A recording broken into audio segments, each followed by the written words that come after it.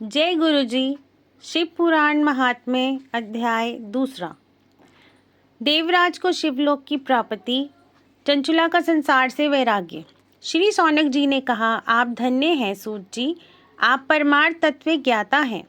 आपने हम पर कृपा करके हमें ये अद्भुत और दिव्य कथा सुनाई है। भूतल पर इस कथा के समान कल्याण का कोई और साधन नहीं है। आपकी कृपा से ये बात हमने जान ली है।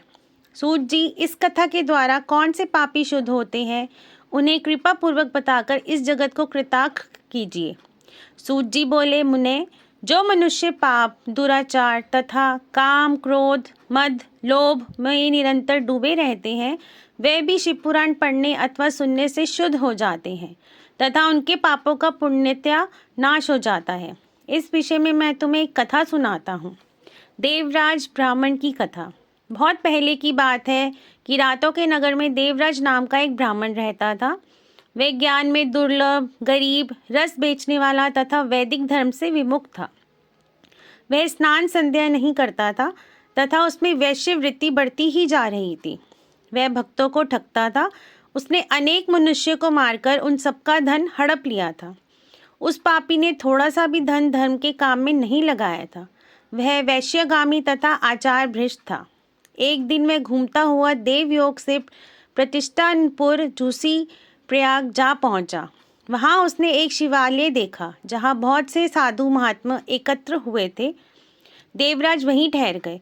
वहां रात में उसे ज्वर आ गया और उसे बड़ी पीड़ा होने लगी।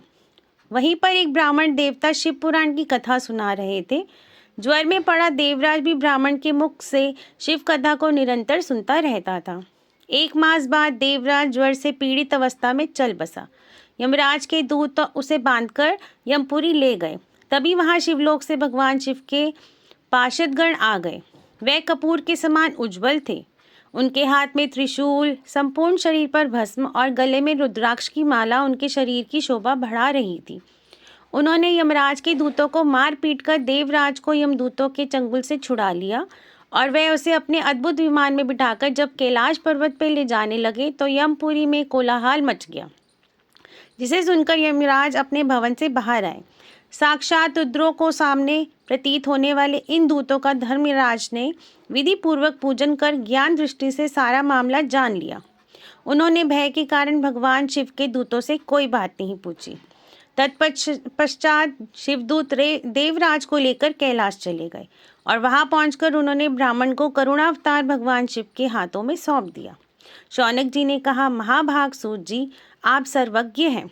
आपके कृपा प्रसाद से मैं कृतार्थ हुआ। इस इतिहास को सुनकर मेरा मन आनंदित हो गया। अतः भगवान शिव में प्रेम बढ़ाने वाली दूसरी कथा भी कहिए।